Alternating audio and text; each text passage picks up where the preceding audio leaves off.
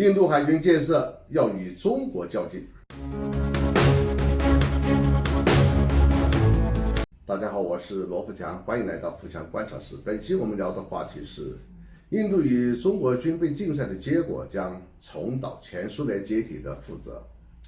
进入新世纪以来，中国海军的装备建设突飞猛进，不但让美国海军感到无所适从，手忙脚乱地调整装备战略，也让那些敌视中国的国家感到不适，尤其是喜欢处处与中国攀比的印度更是如此。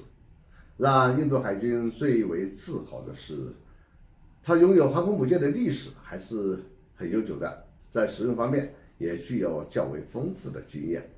自1957年以来，印度就一直在使用可搭载固定飞机的航空母舰，但印度航母的数量越来越少，规模也越来越小。目前，印度拥有2艘航空母舰，一艘是俄罗斯建造的维克拉玛蒂亚号航空母舰，排水量约45000吨，属于基普级；另一艘是印度国产的维克兰特号航母，预计将开始进行海试。印度媒体称，今年底将交付印度海军。这艘新航母的排水量也是45000吨。相比之下，中国的辽宁号与山东号航母的排水量都为6.5万吨左右。印度航母的排水量只有中国航母的大约2/3。目前，中国正在建设第3艘航母，预计排水量将会大很多，并且使用弹射起飞。未来预计还会建造更多的航母。而印度海军目前已经选择建造6艘核动力攻击型潜艇，在可见的未来里将没有经费建设新的航母，与中国的航母攀比也就到此为止。中国将把印度远远地甩在后面，绝尘而去。在舰载机方面，印度航母的主力是俄罗斯制造的米格29K， 而中国航母则是国产的歼15舰载战斗机。中国的是重型战斗机，印度的是中型战斗机。虽然两者的翼下挂点数量一样的，但是歼15在载弹量、航程、雷达和武器性能方面碾压米格29K。在舰载预警机方面，中印两国目前都使用预警直升机。中国航母使用国产的直18舰预警直升机，印度海军使用的是卡31舰载预警直升机。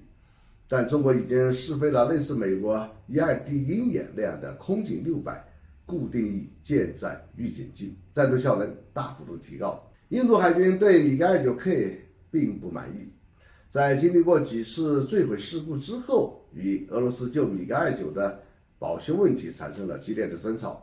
印度认为米格29K 的设计有问题，并不适合在航母上起降。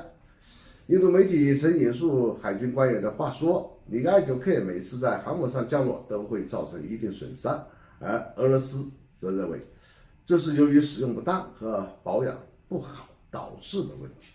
因此，印度现在火急火燎地推进下一代舰载战斗机的研制，来取代米格29K。印度号称要自主开发下一代的 TEDBF， 声称有望在5年内试飞。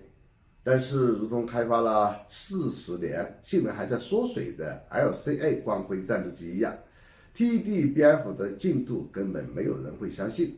在此期间，印度海军可能会订购数量较少的临时航母舰载机，其中波音公司的超级大黄蜂战机和达索公司的阵风战机将是主要的竞争对手。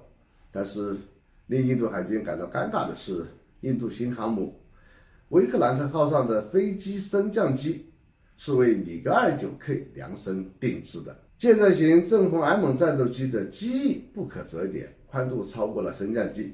达索公司声称可以为印度定制机翼可以拆除版的阵风 M。F-18 超级大黄蜂机翼折叠后刚好能够塞到升降机上，但已经没有防撞冗余。波音公司声称可为印度生发升降机精确定位装置，但这两者都需要钱，估计印度很难再掏出相应的经费了。因此，在可以预见的未来，印度维克兰特号航母的舰载机就只有依靠米格29了。随着中国海军装备建设的突飞猛进，印度海军连航母这一块遮羞布也被失去，没有一个方面能够比得上中国。未来与中国的差距将会越来越大。一句话，印度想和中国搞装备竞赛，不仅看不到赢的希望，还会拖垮印度经济。难道他们想走前苏联解体的老路吗？好，本期话题就到这里，下次再见。